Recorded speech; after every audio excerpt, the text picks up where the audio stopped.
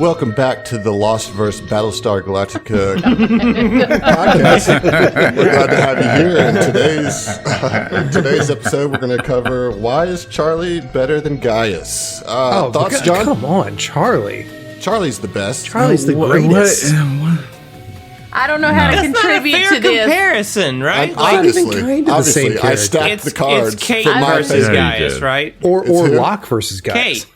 Ooh, Locke versus Gaius. Locke versus Gaius? No. Locke's better. No, Locke's better. It's Kate versus Gaius.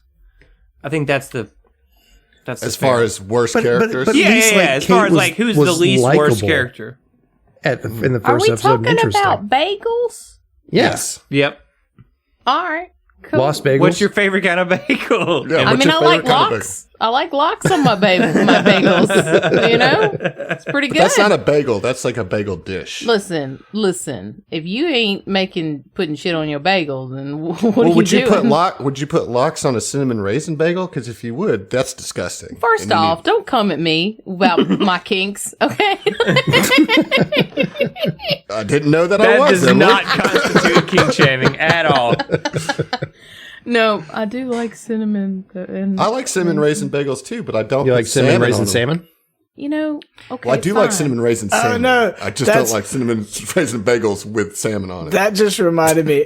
I worked with this guy for a long time at the previous restaurant I worked at, and he had got up to like one of the managers on the line position, and like the thing is like he was a good worker, sense of urgency, knew a lot just from being around for a long time. But he thought he was a way better cook than he was. Like, he thought of himself as a chef. He was one of those, It's like no one else thought of him as a chef. To him? No. He didn't make me do a fucking thing. Fuck you, Pat. No. He wasn't my boss. He was like the third manager.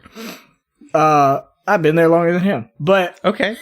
no, he like swore by his like secret like fish thing. Anytime he was cooking fish, he'd put cinnamon on it and be like, try that. It was really good. And like he did it. It wasn't like one time he tried something and learned from it. It's like, no, he swore by it for years and kept doing it. And it's like, stop fucking covering all this goddamn fish in cinnamon. You're not edgy. You're not a goddamn chef. You didn't teach anyone anything new. You're just ruining good fish. I'm a So gastro. Heath, what would you say is the secret ingredient for fish? Like, There's so many different ways to cook so many different like kinds of lemon fish, but freshness. it's not a blank fucking cinnamon is the answer.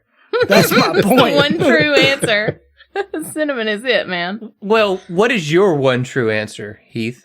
I mean, what kind of fish are we talking about? Right. That's what I'm saying. Mahi, No. mahi. I want a single spice that will Salt. improve. Salt. No, that's Garlic. Okay, butter. guys. guys. Salt Garlic. number 1, pepper Yeah. number 2.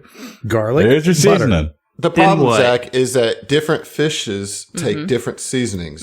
So what would work for tuna isn't necessarily going to work for salmon. Yeah. You know, I feel like I'm not garlic butter gonna would work on both. I'm Garlic probably not butter's- going to put That's not a ginger. seasoning. Isn't it though? Is it not? I'm not going to put that's a ginger on compound butter. tilapia, Why But not? I'll put ginger on tuna all day.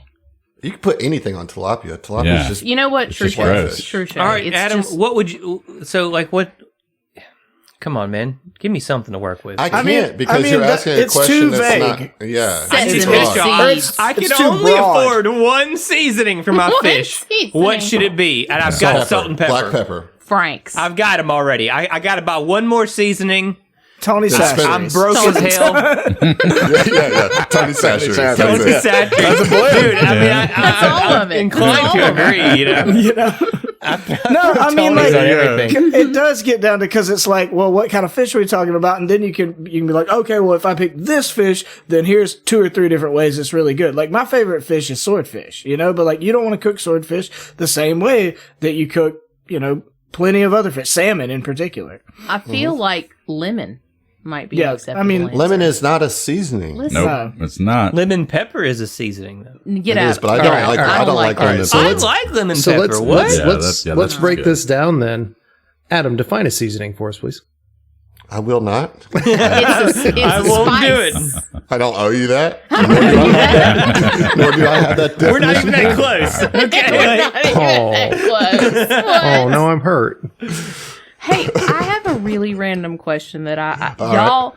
Okay, I like to think that y'all are an intelligent group, and you're Well, there's your first mistake right there. I said I like to Exactly. think, but that y'all are well-rounded in various and sundry, pop culture references. Where is this phrase come from? You would not survive the attempt. Oh shit! I don't know, but I I, know use that. it constantly. Okay, so my grandfather has said that before. And I would say that sometimes, and I remember telling that to Heath. I at don't one I don't point, know the yeah. original. I've gotten it. That's where I secondhand. know it from. That's where I know it from. I just didn't know if somebody knew, I Googled it, and it's just like this comic book.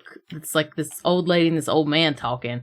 And I was like, I've never read that before. So I'm wondering if I've received it secondhand from another piece of pop culture kind of type thing. Probably.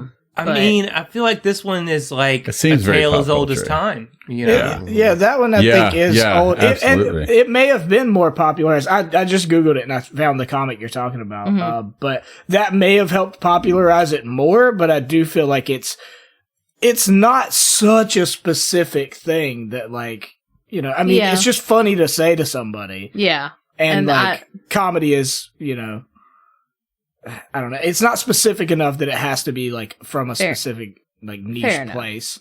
Fair enough. I'll allow it. I should know if I was missing something super obvious. It was like, yeah, that came from this show. Do you remember? Well, when you got so-and-so me said it? curious because I was like, damn, I use that all the time and I have no idea where it comes from. If somebody it does know, y'all let us feels- know because we don't have a fucking clue. It really does feel like it's from a specific something, like something big, like a Star Wars, a Star Trek, Yeah. No, a it's big pop older culture than type that. thing. Yeah. It's I think yeah. it's part of our Americana lexicon. I think it's old, That's what I think. 1700s, Yeah, 1800s. absolutely. I think literally it's that laid in Tales bed old, yeah. thinking about this, and my brain was like, maybe this is the phrase version of that weird S symbol that we all drew in Scuzzy. high school. Yeah. Nobody really knows where it comes from. Yeah, the Universal sort of- S logo. Yeah. It was. I It was always recently there. saw a tweet, and it was a teacher, and she was teaching abroad in France, and she was like, "For one, I can't believe that my students still draw this S, and they call it the American S." Yeah. Essentially, is what they call it. There's a It's 20-minute video on the exploration trying to deep dive its origins, and they were able to get back to I don't know 1533. So 1533. So if you guys- 1533. Seriously, yeah. If you guys want to know where, what we're talking about, because I'm sure you probably do. Everybody knows. knows. Everybody knows. Even our international listeners probably. Here's the thing. Go to Wikipedia and look up cool S. And you'll find the entry for Yeah. it, which is also known as the Stussy S, the Super S, Superman S, which is, I don't Not know. accurate. True at all. Not true at all. Universal Yeah. S, The pointy middle S, school middle school S, or middle graffiti That's school the S. one. It's the That's middle it. school It's S. middle- for Yeah, sure. that's what Yeah, I'm there you gonna call go. it. Yeah. Sorry, I derailed this real hardcore, but Did it mean- on purpose? a little Don't- bit. Isn't the I'm not mad banter at you just for a it. massive pivot? Anyway. I mean, it's just a we were massive lost when derail we started. anyway. But now, But now we're found. All right, Kate, shut the fuck up. we gotta go back. We've gone for a We gotta go back. We gotta We go gotta back. go Gotta go back. So, anyways, what about that The fans are Starfinder? loving it. What about 4, 8, 15, 16, 23, 42? What? No, I want somebody Yeah. to make a Starfinder logo using that S. Please and thank you. No problem, baby. I got you. I got you. That's the S that's used Man, for the I've been years drawing old. it since middle school. You kidding me? That's the S that's used for the Ace shadow that shit. protections. The shadow. Oh yes, I'm gonna start yes. using it for STF and friends now. There you go. There you go. It's one of those things But no, Mike comes the to cool realize that even in the shadow plane, they still. It turns out it actually originated in the shadow That's plane. it. Yep. It's used as a very humanizing shadow effect. S. Him fully accepting the shadow party is like, wow, they have the middle school S too. It's like Martha in that This is shitty our Justice cultural League movie. heritage, Mike. Cultural heritage. Appropriating shadow culture. I do kind of want to do STF and Friends because you could do the sick ass S at the beginning and the end. STF and Friends? Yeah. I think that's a t-shirt right there. I do too. All right. All right. We got it. sorry. I'll hit you up, Emily, after the All show. right. Get with me, dog. So anyways, Fuck what are with we me, doing? DJ. Fuck with me, DJ. I don't know. Yeah. I mean, come on, Adam. Just like hand to the forehead, like just distraught. I feel as if I've lost control of this show. Oh, yeah. Just now? Yeah. No, like Just now? What would Kate do, Adam? Get out. Here's the thing, though, Adam. she would You're waffle under- between the four of you and be like, I love you. No, I love you. No, I love you. No, I don't love anybody. I'm Kate. Here's the thing, though, Adam. Like, you're under the illusion that you had any control over any of us from the start. I did. I think through all of season 1, I had reins pretty firmly in hand. Yeah. But then That these has kittens long been grew up. lost. And we're full tilt cats now. You can't wrangle us. Yep. You're just a bunch of Kates. I love that Kate pulls off the ever elusive relationship rhombus. Right. Exactly. Hang on, explain. It's not a a relationship triangle. It's like a person bouncing Yeah, between two people. It's a was rhombus definitely- instead. There was definitely a rhombus thing between Sawyer. Jack, Juliet, Sawyer, and Kate. Yep. They yep. tried to do it with Ana Lucia first, but the actress got drunk and got kicked out of Hawaii, so they had to kill her off. Spoilers. Is that what Spoilers.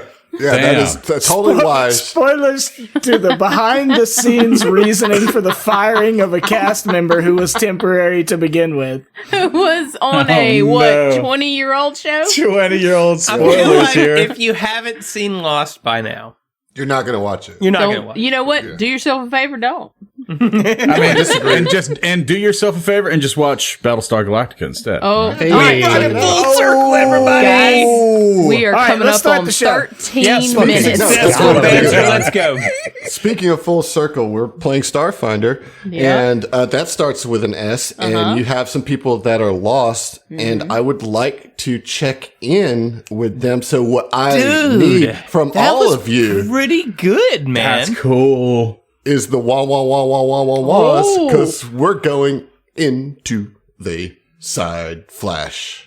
2 middle school S's on the side flash. That was really great. Now I have to put on some music. Okay. That was great. I think this will work.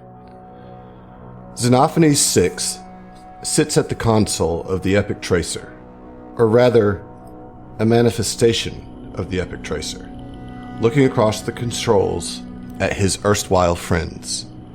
He sees Oren Vance sitting in the pilot's chair, his beard grayer than it was in Aurelos, the wrinkles in his face deeper, looking more like scars. Yet he also sees a renewed determination in his eyes, his spirit stronger than it has ever been. Next to Oren, Madame Noriko Zivarajny leans against the console. Although Zeno is aware of the events that have transpired since he last saw them on Aurelos, and the corruption that now plagues them, he knows he will never fully understand the damage that was caused to his friends. What he does know is that whatever wounds were opened have now been closed, and the road to healing has begun. After extracting Ziva from her nightmarish loop and repairing their spiritual tethers, Oren and Ziva embraced for a long time. Long enough, in fact, for Zeno to manifest this version of the Epic Tracer as a relatively safe place for them to rest and make their escape plans. His control over the rune drive and their nightmarish prison has grown with the presence of Ziva and Oren, and although Zeno doesn't fully comprehend the how or why of those facts, at this point, he is more concerned with using this power to help them escape. What he has sussed out, however, is that Mordrin has amplified a powerful mindscape, using the rune drive's extraplanar qualities to house this nightmare prison, and employing rather impressive planar binding magic to keep the android and his friends trapped within. What Mordrin didn't anticipate is that Xeno's code was burned into the rune drive so many months ago. He may be an accomplished dream sorcerer, but this Svartalfar underestimated the dynamic connection between technology and magic, and certainly had no knowledge of Xeno's particular relationship with the drive.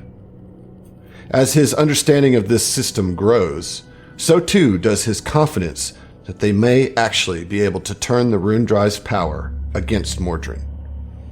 After clarifying a few of his calculations, Xeno finally looks up to his friends and addresses them. Oren, Ziva, I hope you are as rested as you can be, because the time has come for both of us to make our escape. I have been studying these readings and the magic binding us here, and I believe I have reached an understanding of how we became trapped. I will not bore you with the details, but in short, Mordrin is using the power he gained from Dr. Gragant's corruption to keep us bound to this plane, which he created within the rune drive. I have actually read some of Mordrin's thoughts via feedback created from this mindscape, and I have a clear idea of what his plans are. He is taking us to an Hebraic temple that has been desecrated in the name of Zon Kuthon.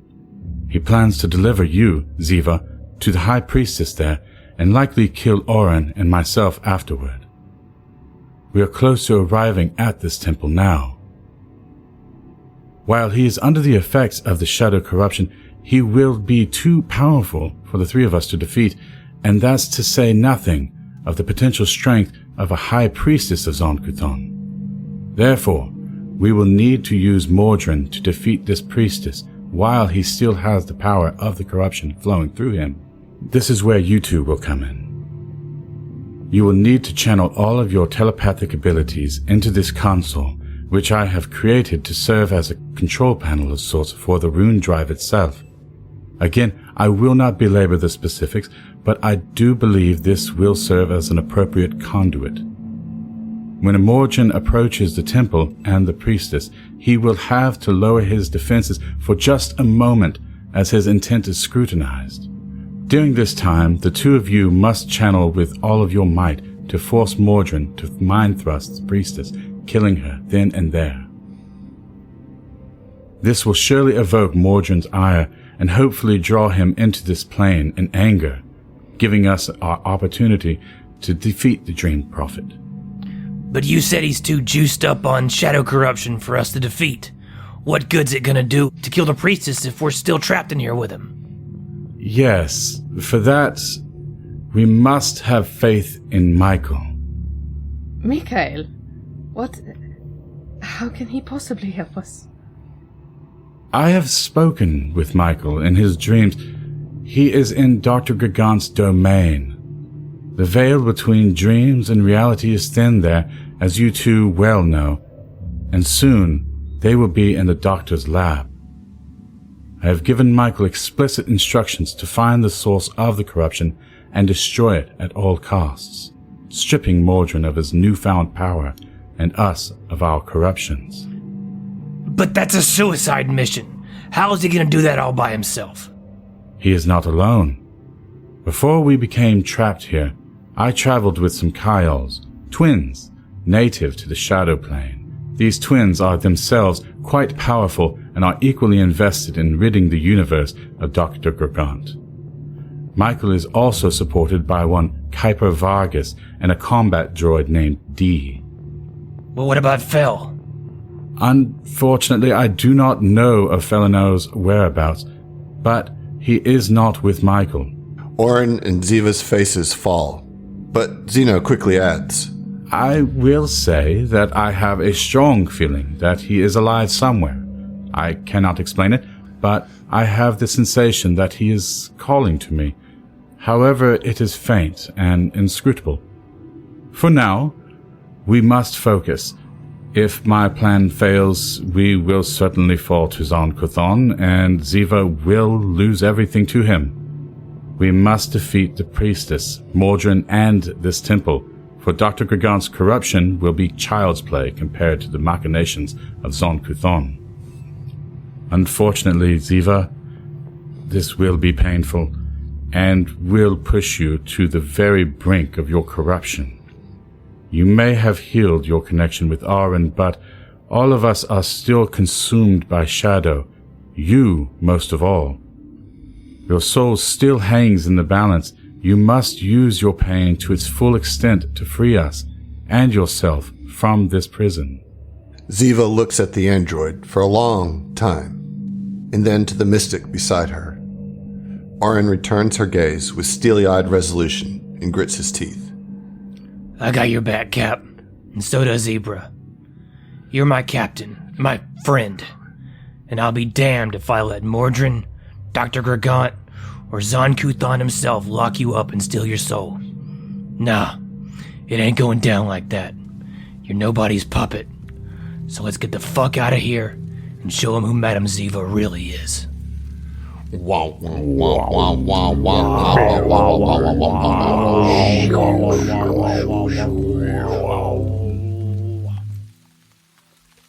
Well then. Yeah. Yeah.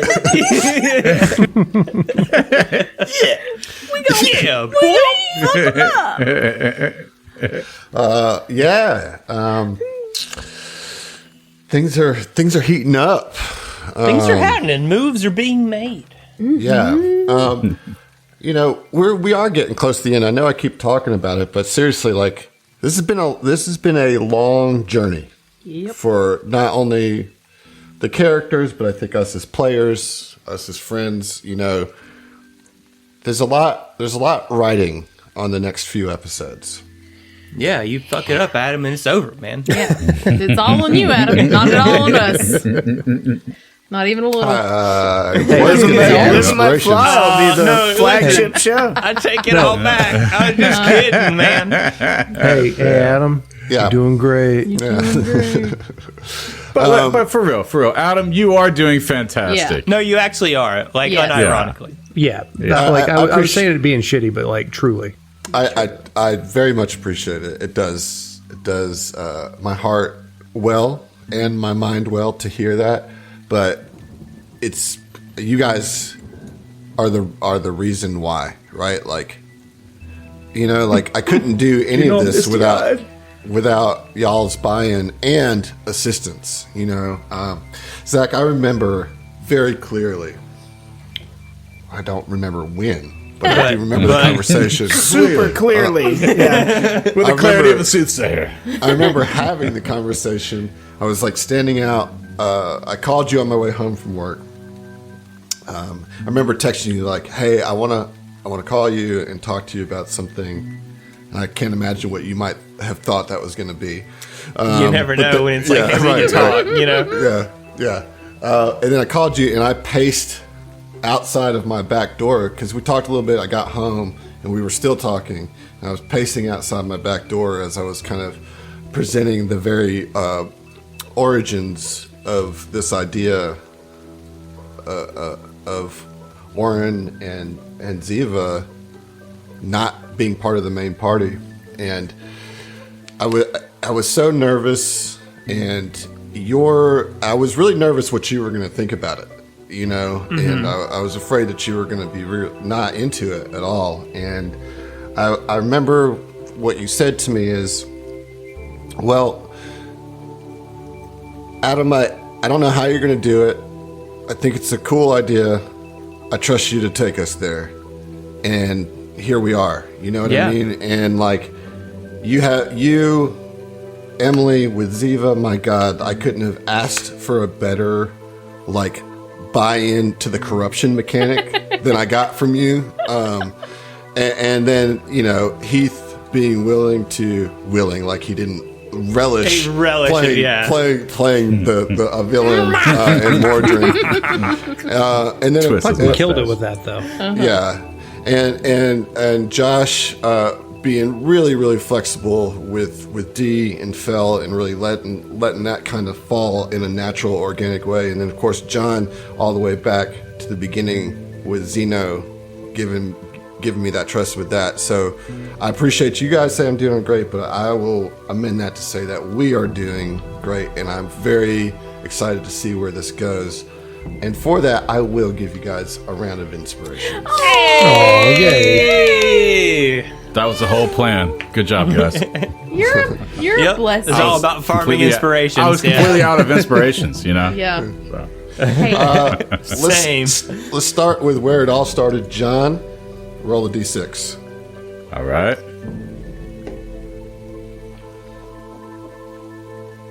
That was a 3, my guy. A 3, so it's just going to be a general. What I need you to do is just kind of tell me when to stop, okay? Stop. All right. Oh, we got a Alex inspiration. All right. Okay. Thank you. You know, Alex. these can go I was just to in say, any manner of assuming ways. you But they're always a treat. Oh, it's the Giordano. Okay. Yeah, it's the Giordano version. Oh, good God. Yeah, you never know. All right, this one's for you, buddy. That tone. Oh, goodness. You startled me. Hello there, young buccarini. You remind me of my dead son. He was delicious. Oh, no. Yes. Those were the days. Wait, where am I? Who are you? What year is it? You remind me of my dead son Bartholomew. He fed the whole village during the flood.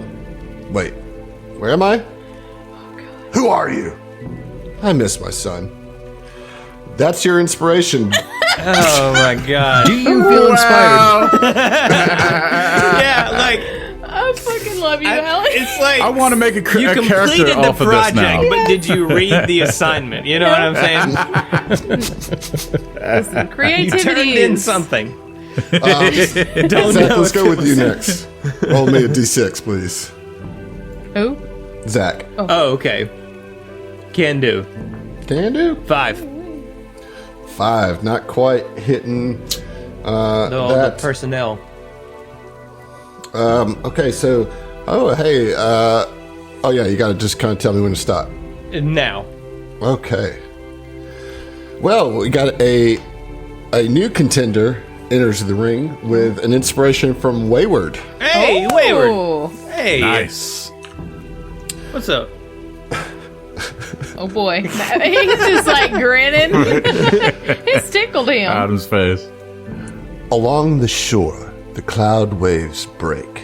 The twin suns sink behind the lake. The shadows lengthen in Carcosa. Strange is the night where black stars rise, and strange moons circle through the skies. But stranger still is lost Carcosa. Songs that the Hyades shall sing, where flap the tatters of the king, must die unheard in dim Carcosa. Song of my soul, my voice is dead. Die thou unsung as tears unshed shall dry and die in lost Carcosa. Excerpt from Casilda's song in The King in Yellow, Act 1, Scene 2. Wow. Wow. Awesome. Die with me, little Yeah. priest. Die with me, little priest. Give them the snaps, man. Yeah. Snaps. Wayward really Wayward. testing my poetry delivery there. You did good, Adam. I was proud of you. Nice. Thanks, Wayward. That's pretty cool. Again, you turned something in. I don't know how inspiring that is, but it was really, really cool. It was a thing. It was that very, was very a thing cool. that happened. Now you just gotta find your way off of Lost Carcosa. You know. We gotta go back.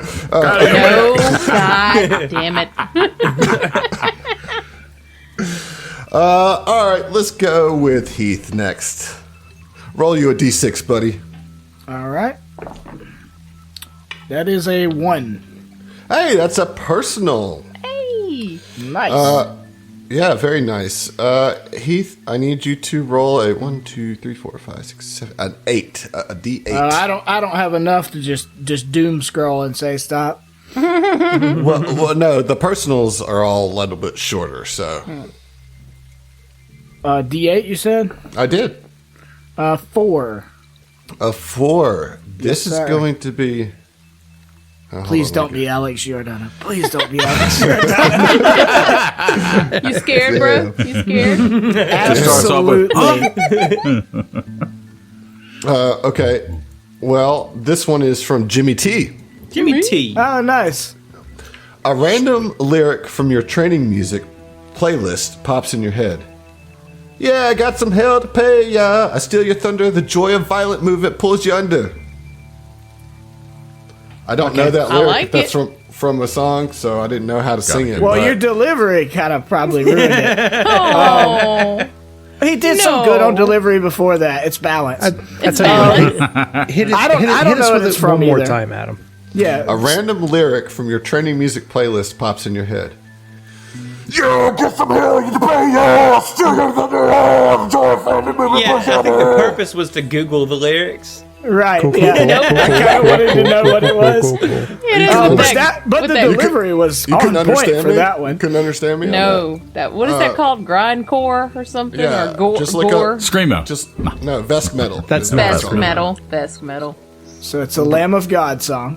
The words are, yeah, got some hell to pay, yeah. I steal your thunder, the joy of violent movement pulls you under. That feels more like Rage Against the Machine, you know, like kind of hip hoppy. So the thing is, like, we all have actual playlists. It is Like- 2x4 by Metallica. Oh, okay. That's why. Look, hey, Jimmy T, you're the man. Yeah, get some I hell to appreciate pay, it. yeah. Adam's acting out what I'm about to say, which is while I very much appreciate that, I will admit I fucking hate Metallica. Oh no! Oh no! Ooh. Hey, would you rather me be honest or nice? I Why not both? depends on the context, right? Yeah, I guess Well, so, yeah. there are many contexts. You may not know me, but my name's Heath Parker. And there are lots of contexts where both is not a possibility. Try. No, I really do appreciate the inspiration, and I am, in terms of the lyrical content, whether or not I like Metallica, more inspired I feel than the last two. Fair, fair. You can get that going for you for sure. Yeah. Thank you, Jimmy T. All right, Josh, roll a d6, my friend. That's gonna be a 6, my dude. Hey, another personal. Poisonal. Poisonal. Fucking love y'all. Roll a d8 for me. It's a 4. So the fuck. exact same roll that Heath had. Oh shit! Another Alex G inspiration. I dodged the bullet. I got out the way so it can hit you right in the face. Fucking chaos. Can I re-roll my D8? Nope. Do I No, have you don't- feet for you don't that? like or something? Well, if it isn't fucking Josh, fucking walking around all handsome and shit. Oh. Ooh, look at me! I'm Josh. Blah. I'm cool and everybody loves me. I'm Josh. Blah. I'm well respected and everyone is happier when I'm around. I brighten a room when I enter it. I'm Josh. That's what you sound like. Have an inspiration. I feel very inspired. Right now. I do. I I love it. Yeah. so I don't feel that way about myself at all. Well, you better get right, son. That's the old bury the compliment lead under a fucking skyscraper, you know? Yeah. You know, I Compass really do salt. have fun, like having to completely improvise how to read Oh, these. I'm- because, That's my gosh. that's the game, right? Right, right. All right, Fun Emily. game. Okay. Our crowning star, and also our most corrupted piece of shit on this podcast. Now that's accurate. Okay. Roll What a am I D6. rolling? A 6. A D6. yeah. Oh, that's a 1. Hey, look at you getting personal. Ow. I need you to roll a D6. A D6. Yeah. That's a 4. Oh, tiny confetti. All right, this one's coming from Jay Laptop. Jay, laptop. I thought you were gonna say J Lo for a second. point something Yes, Hmm? point in something the current something. iteration. Yeah. Yes, our patron Jennifer Lopez. Yes. Jennifer Lopez. Shakira's coming soon. Bro, if Shakira became a dude, I lose Bro, my I I, love will- I Shakira. would unironically like fangirl so like if Shakira Totally. became Yes. a patron and was open about it, it'd be like, Ow. Let's go. Get Join us STF on and the Friends STFU. guest How right do you feel there. about it? I'd Both. be like, We need have y'all- the Shakira STFU and the STF and Friends spot. Yes. Yes. Okay. us up, From Shakira. Jason Laptop. If you're on the right track, you will get run over if you just sit there. Now go on, get them. Oh,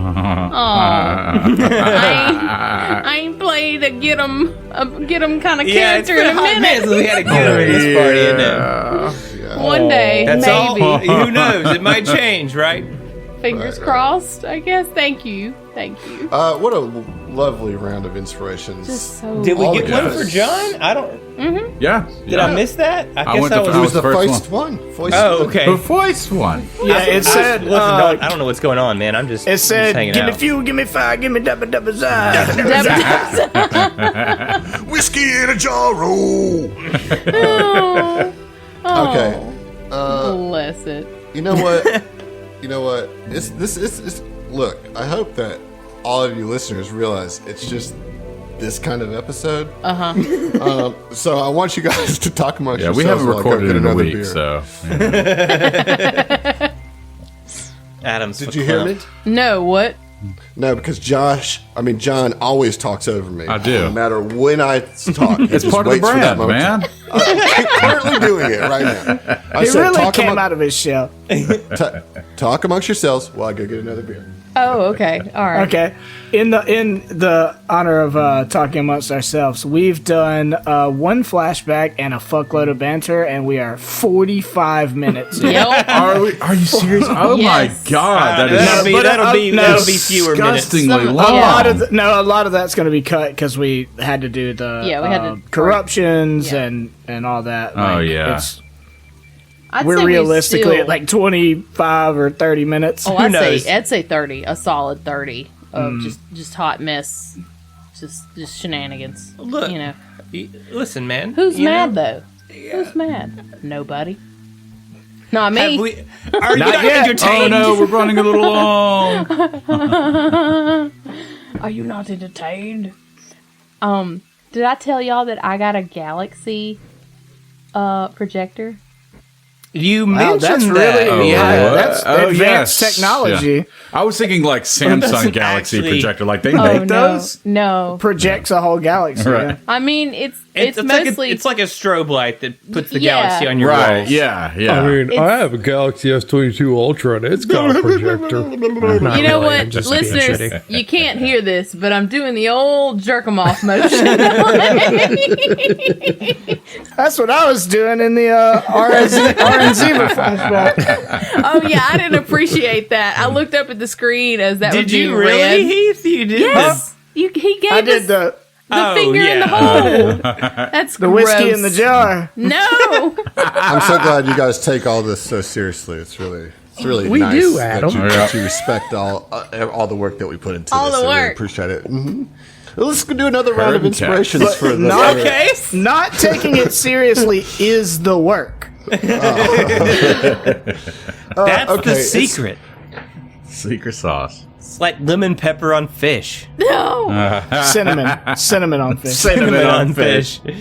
That's what they do in the Shadow Realm, you know? I do believe So- that is. Adam, what year, month, and location did Fish play Cinnamon the best? They did play "Cinnamon Girl" by Neil Young in 1998. My They also I knew they also I'm did so the proud of you. cinnamon donuts at MSG night. Oh, straight From up. 2017. Yes. Yeah. So I knew I was being shitty with that comment. And You you should But know I better. also valid knew response. No. I also knew that you would have something legitimately valid to come back with. Yeah. So, He would have a response for that. You know what, my man. Josh? I'm gonna give Take you an a fish inspiration.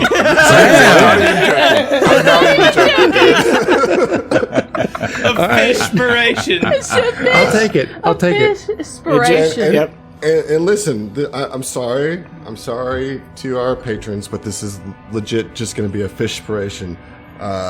So no. Is it You're something gonna to do pick with some possum? lyrics from a fish song. Yeah, Yes, it's I'm not like- going to It's be just- something but he it's draws. Run like an antelope. It's the one time they jokingly covered Metallica. No. no, here's the lyrics. Washed up on a shore, I'd like to live beneath... wait, I gotta do it in Dee's voice. There you go. Washed up on the shore, I'd like to live beneath the dirt. A tiny space to move and breathe is all I would ever need. I want to live beneath the dirt, where I'd be free from push and shove like all those swarming up above. Beneath your heels I'll spend my time. Shout your name into the wind. I'll wiggle in earth and dew.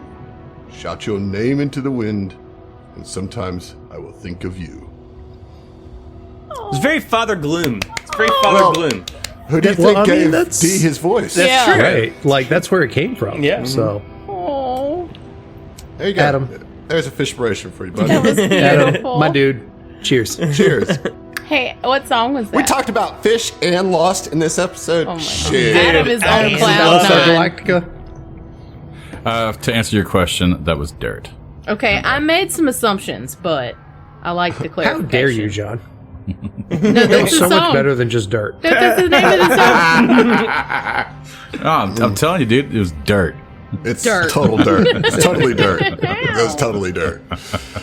Okay, look, you know, Dirty. we're like 40 minutes into this episode and we haven't done anything. No. God. We're killing it. No, we had a very good. We had a great flash sideways. sideways. We did have a did. good flash sideways, and we got around to inspirations. You guys have this book, and you know, normally what I would have done was write a bunch of flashes to give you Dr. Gagant's whole life story, but with all the things going on, with all the other flashes and stuff, I just didn't. I don't know. I just didn't want to do it. I'm just being straight up. I didn't want to do that. I didn't want to do that. Here's how we're going to treat the book. First of all, what I want to do is go back through the heart and talk about the different rooms in the heart and talk about where those memories came from.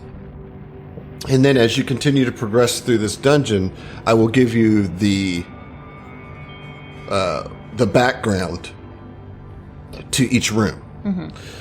Before I do that, I would like y'all, if you have any, to ask me any questions about Dr. Gagant, because you have her whole life story in your hands. How old is she? Is there anything particular you want to know? How old is she? Well, she was like in her early 40s when the event happened in her lab on this asteroid. And the event was that she dabbled a little bit too much in crossing magic and technology and pain and pleasure and everything, and created an implosion into the shadow plane, which killed her and everybody in her. Well, I won't say it killed her because she's not undead, but it dismantled her and recreated her in shadow form. And that's when she got trapped on the shadow plane in this asteroid, where you're at.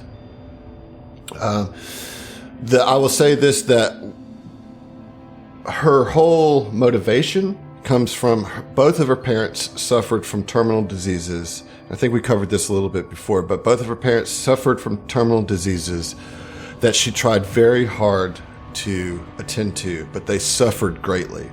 And no amount of magic or technology could ease their pain. And that's where she got her initial desire to research and find ways to mitigate pain. So she's a technomancer then.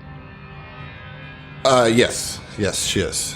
And she then got approached by several people who were interested in her work, but she had several failures along the way. Because it's not an easy thing to do, and she got more and more and more desperate and got further and further involved in more dangerous magic and stuff like that. So what I'll do is I'll go through the heart rooms, okay, and then if you guys have any questions beyond that, feel free to ask. It's an open conversation. It's a very different style of delivering exposition, but I just wanted to I try don't it even know out. how to act. Okay. I'm excited. Yeah, so let me just start with the heart gates, because these are much more abstract types of things, okay? So as we talked about a little bit, you know, each one of the heart gate rooms seemed to have a particular emotion associated with it.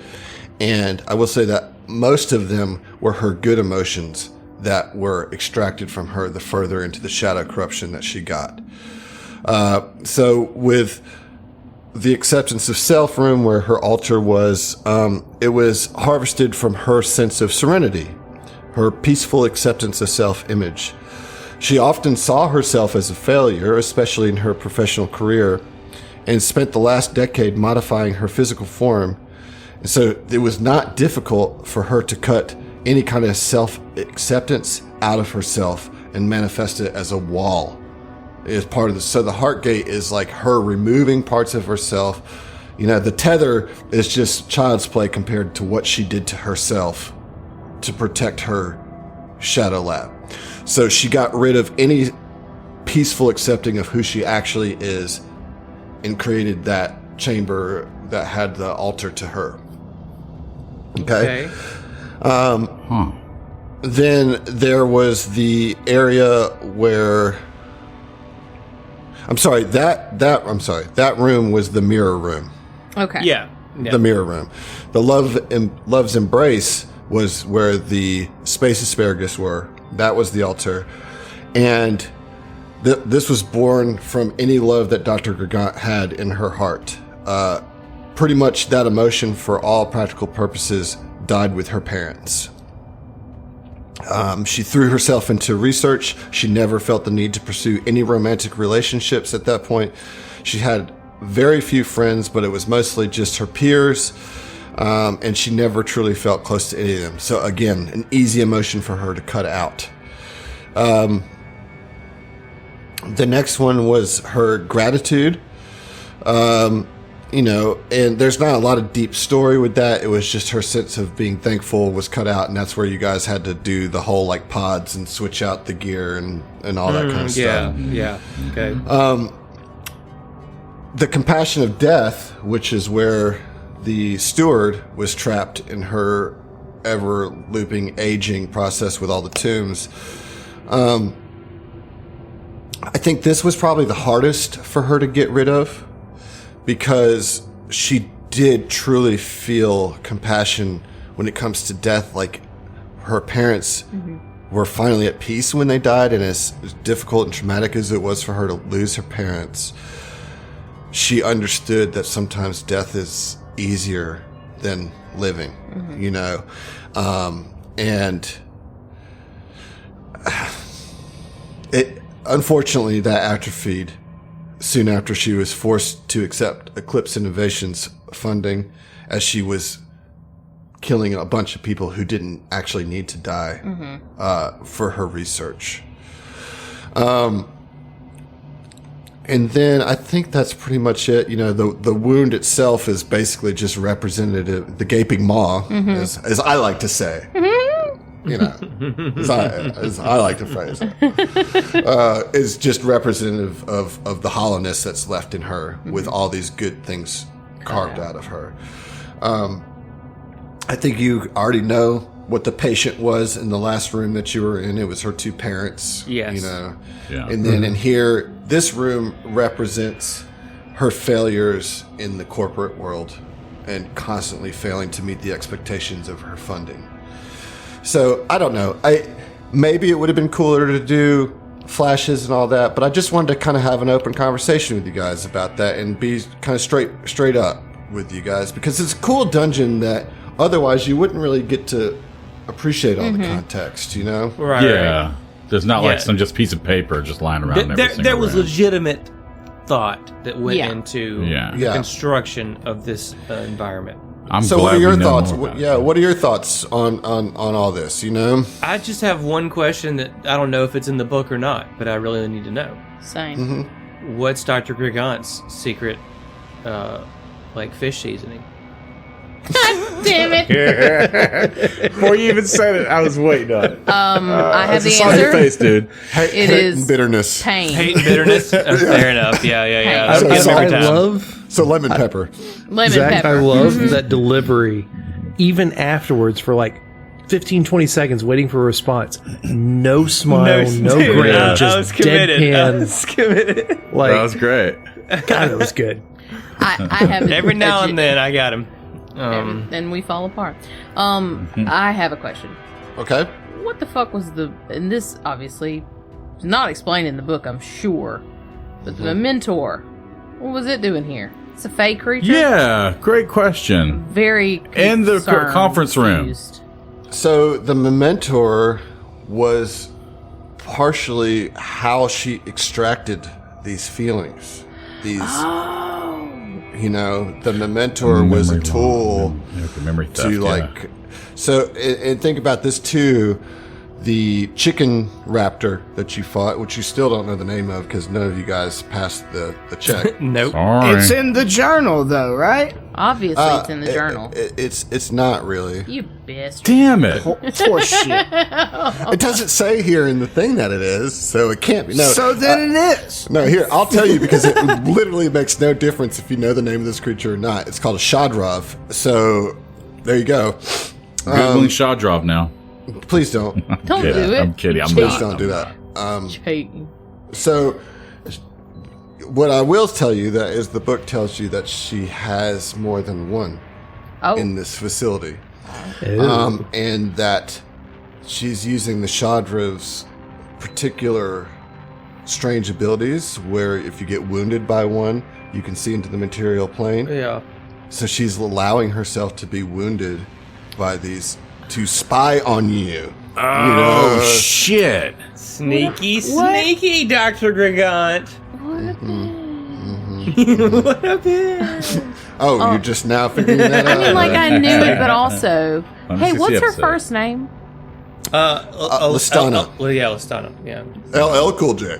I knew it was an L word, and I was like, Lestana Gragant. Yes.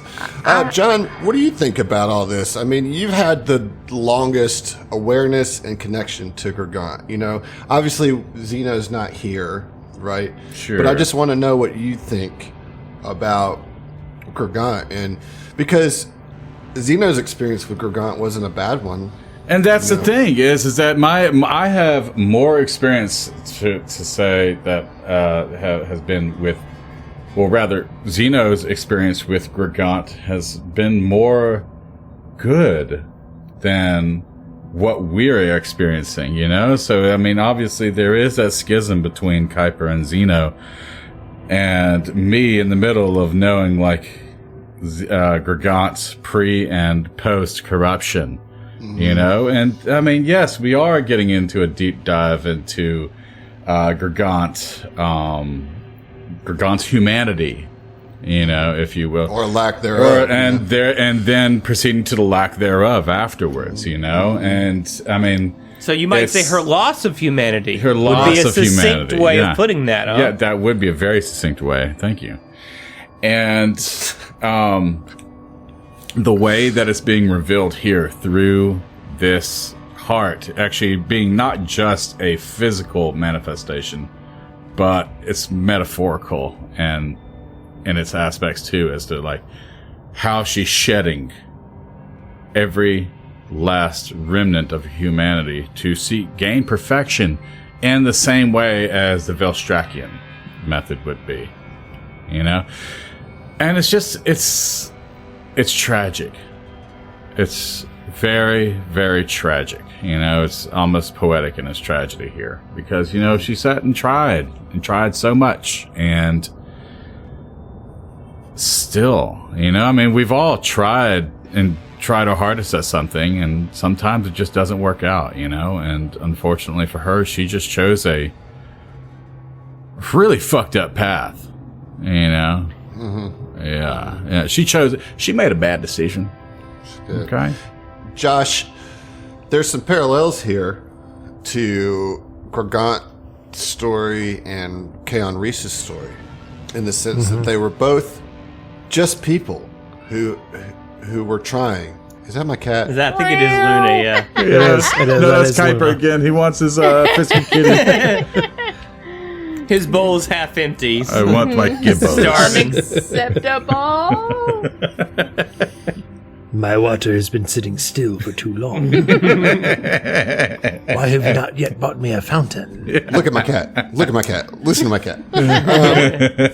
So yeah, Josh, what are your thoughts as you, Josh, not as your characters? What are you? I know that you've struggled with a lot of the motivations of the enemies of this adventure. What do you think? I mean, I don't know, because there are a lot of parallels between Grogant and Kaon. And like I feel like that's wholly intentional, because Kaon was corrupted by Grogant's influence. Mm-hmm. But it really just feels tragic for the sake of tragedy. Like these people who didn't want these terrible things to happen to them, but fell into it and succumbed to it, probably with good motivations to start. Mm-hmm. And then slowly slipped and fell, and one thing led to another, and the next thing you know, they're like just ruining things for other people. So on that note, go ahead. I kind of have a bit of like I absolutely have sympathy towards Kaon Reese, because he was a guy, he was a really good person, trying to do the best that he could for those around him, that got pulled into something, kind of like a good person getting pulled into a pyramid scheme. Mm-hmm. Mm-hmm. And just getting hoodwinked. Yeah. And I feel like similar has happened with Grogant, and like it started from a not terrible place and has been pulled and twisted and distorted into something awful. Mm-hmm. So like, yeah, I struggled in the beginning with, I guess, the motivation of it, because of like, how could somebody so good and so wholesome fall? Mm-hmm. But over the last like however many months, I get it. Mm-hmm. Well, that brings us to Emily, who is kind of the next in the domino chain of somebody who got wrapped up in corruption, dealing with the wrong crowd. Yeah, right.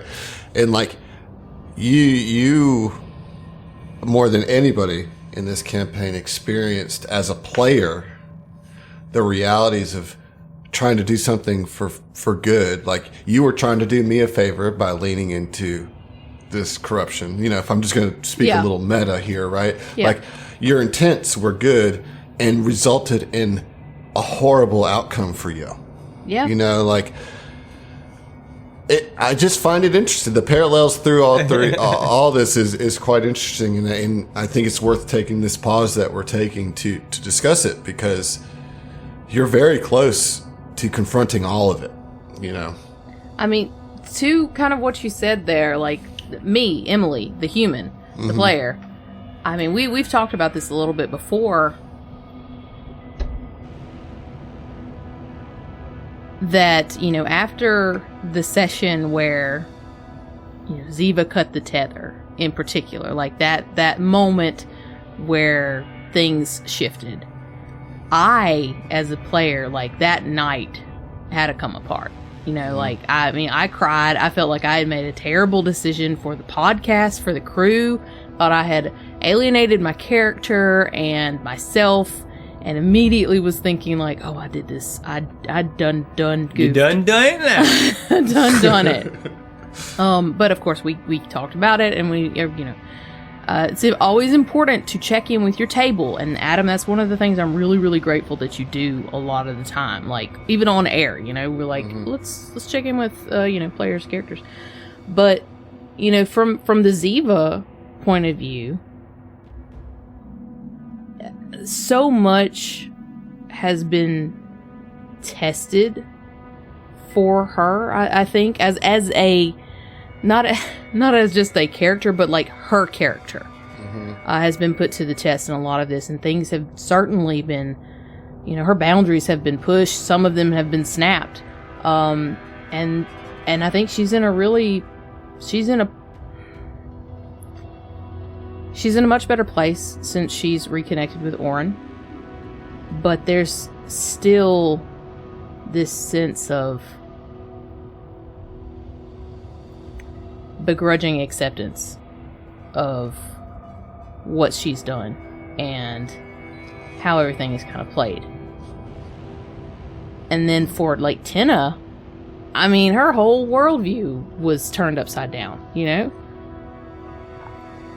The corruption has literally murdered her family, her, just dozens and dozens of the people she cares about. And, she felt it when she was in like that little circle with Mordrin, like that actual bombardment of corruption. Everything this Gregant, this woman, has put upon her and her family and has ruined, completely broken her like spiritual connection with her once deity. I mean, she's accepted that she can't be a Kuthite, but she 100% blames Gregant for that. Character-wise, we all fucked up, and player-wise, Emily's ready for this to be resolved. Yeah. Well, on the other end of the spectrum, we have Heath with Mordrin, who actively was tried a dick? to get that. Yeah. Well, okay. All right, Emily. Sorry, I'm done. That Mordrin actively seeked that power, that corruption. He was not a good person who was roped into some bullshit. You know what I mean? Like this, he embraced it, looked for it, found it, and is using it. Heath, how do you feel about all this? I don't know. It's funny, like the way you kind of introed my reflection session is similar to how I was going to as well. Like I've played Mike, and like I've played Mordrin, so I don't know. It's weird. Like whereas everybody else like has this 2-character experience, which I do too. Like it's a very different experience because Mordrin, even prior to like being revealed or really even us knowing that he was a villain, had the mind of a villain, right? So whereas I think at least for some of the rest of the party, like this journey of Dr. Gregant and Keon Reese from like reasonable, even good person to the extremes that they went, like this kind of whole thing is designed to make you recognize that and even maybe be sympathetic to it. But being that I play Mike and that I played Mordrin, neither one of them contribute to that sympathy whatsoever. Right. And that kind of shores up my kind of view of it. Like, yeah, even if they started as good people with good intentions, like at some point they crossed a fucking line that I can't get with, and fuck your sympathy and fuck the ends justify the means. Like, you became a goddamn monster, and I don't have any parents' dead tears for you. Like, get the fuck out of here. What you became is a sack of shit. You, like, do have parents' dead tears. I have dead parents, and I'm not a fucking monster. Right. Yeah. Right? Tell us how you really feel, Pete. Well, I mean, like, you know, I do think it's an interesting story and you know, well crafted as well. But if its goal is to make everyone feel sympathy for these characters, then in that, at least with me, it failed, because like I think those characters are interesting and also fucking unredeemable. Get the fuck out of here. Keon Reese can irredeemable. Can get out of here, and so can Dr. Gregant. Yeah, John can too for Johnson over there that. like, well, actually. I mean, I don't know that these characters like Keon and Gregant are intended to be seen as, salvageable. I think Keon was, because he was truly a good person who literally just went to the wrong place at the wrong time. Absolutely. Yeah, that is true. Dr. Gregant made some choices. actively Yeah. sought. Yeah, she made some choices that were questionable. She, in her conscious mind, before she was corrupted, allowed people to die for her studies and stuff. You know, so there's a spectrum there. Thank you guys for pivoting to Tom Talks in this episode. It really did, yeah. Yeah. But I do think it's really necessary before we move any further into this lab. But speaking of good people getting further corrupted, we have two people that gained further manifestations. We need to talk about that for a second. So let's start with Mike, as somebody who says that anybody who's corrupted is irredeemable. What is your new manifestation? That is absolutely not what I said. The way the characters are written and the way corruptions have worked for us as players are not the same thing. Just making it big. It's all good. Just don't mischaracterize me, motherfucker. We and play we won't this for have the no bits. problems. Remember? Right, we did it for the bits. That's not a Thanks bit. for the You're bits. just wrong. Okay, so Mike playing bit right now. not wanting to shut the fuck up.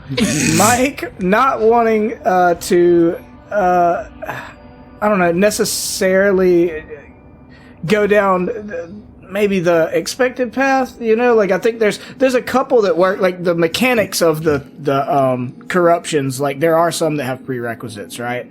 So some are cut off, but some kind of fit better than others. I really liked Unnerving Gaze for Mike, which is you have to have Frightful, which I do. But you get a gaze attack that causes foes within 30 feet of you to become shaken for 1d3 rounds unless they save at a will save. That's pretty cool. Yeah, and then the stain is you have an unsettling aura. So basically you suck at bluff and diplomacy. And I was like, well, that's not a drawback at all because I suck at those anyways. Right? Makes notes to change the drawback. Just rewrite but the yeah. whole final encounter where it's all bluff and diplomacy. Yeah. Yeah, but I really liked it. Like I will say the Unnerving Gaze. If someone saves against it, they're immune for 24 hours. So like it's kind of a save or suck thing.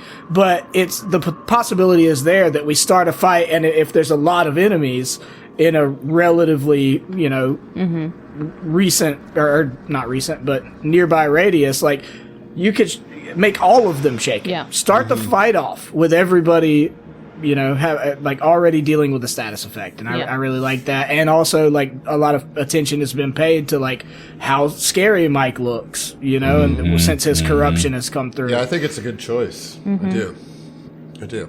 John, what about you, Kuiper, who's just been failing and taking it all Just in? been dealing with it since day one of season 2, it seems like, with this whole corruption shit. But I don't think dealing with it. I think he's been leaning into it. I mean, y'all talk shit much about more Shiva. lately. Much more you're lately. one to talk. Yeah. Takes one to know one. Right. Kuiper, well, the corruption that Kuiper received is called Pain Refuge. No, the corruption that you have is shadow corruption. Oh, shadow The corruption. manifestation Okay. that you chose. Actually. Retake. The No, corruption. No, that's staying in. The corruption that Kuiper Wrong again. received. A manifestation. Developed a manifestation. There you go. Okay. You got it. That is referred to as Pain Refuge. You And took Pain Refuge. Oh, we're familiar with that. Why yeah. did you take Pain Refuge? the lines between pleasure and pain No, you don't have are to read it. We blurred know it. for you. We know it. I think we're all familiar. Okay. I want to know why you took it. All right. So the reason why I took it was we're getting closer to Dr. Gigant, to resolving this issue, and inevitably, like, to the core, the heart of darkness. And now, I know that is a fucking pun, and I get it. Oh, it's but a as really much great as, book. You should read it. Yeah, and that's what actually I'm referring to is that, like, even though it's kind of a shitty pun in this situation, like, look, I can't help but feel like Captain Willard getting closer to approaching Colonel Kurtz, you know? And as shit gets more and more crazy, as like if you remember in the movie with You mean the book? the book and the movie, but I lean more towards the book and I'm sorry, not the book, but the movie. I haven't actually read the book, but the movie is. I love the vagueness of this whole conversation. So We're talking about the closer we get by Joseph Conrad and Apocalypse Now, the Right. movie. For those of you who haven't tracked I where haven't we're at. read or seen either of those. So okay. See, I that's was worth just it. It's on thinking the that, list. like, it is. that Kuiper was one step closer to the edge. He was about to break. yes, that oh also. my god, you said that, Oh, not it's me. actual face palm. So Legitimately got a facepalm from Adam. I love it. the closer we get, the more darkness that we're exposed to, right? And I feel like instead of simply being incapable of deflecting the darkness at this point, I mean, just because the sheer amount that we're being exposed to, it's almost in a way that, not only are you incapable, but leaning into it, almost accepting it in a fucked up way, you know? And because just you've been dealing with this for such a long time, eventually you are gonna break, you know? One step closer. You're right. Right? Josh and I both looked at the camera like, and you were right. I was hoping you'd pick up on that, Josh. Yeah. Oh, got it. It was subtle, but we Oh, got BB, it. I'm with you. Well, good stuff, y'all. Truly, good stuff. Do you want to actually make some progress in the story this episode? Or? Can we get another inspiration? No. No? Okay. I mean, I wouldn't mind going through a door. There is a door to go through. If I recall, wouldn't we mind blew going it through it. open. You did. blew it up. Yeah. You did. I like You the did. royal Wait, we, I- but okay. I wanted to address something though, real quick. Like when she was reading the book, Tina, you said it took like 20 or 30 minutes. Does that mean Yeah, 30 to Treylax 40 gets minutes, gets a short rest? If you would like one, sure. Let's see. Do I need one? You want to spend that resolve, dog? How many do you have left? I've got 7 resolve. Ooh, boy. Well, and you don't have a stamina healer, so Yeah, that's the thing, right? It's like you pretty much have to do it. So yeah, I'll go ahead and take advantage of that. Yeah. God, imagine taking damage in a fight. There have been a lot of cases lately where it's just been like, man, if we had Orin Hey, or if we Josh. had Ziva, Hey, Josh, I know, suck dude. my All dick. our problems with this song. we are missing the two of them. Where the hell are they? Just goofing off somewhere. Yeah. Fucking around. Yeah, exactly.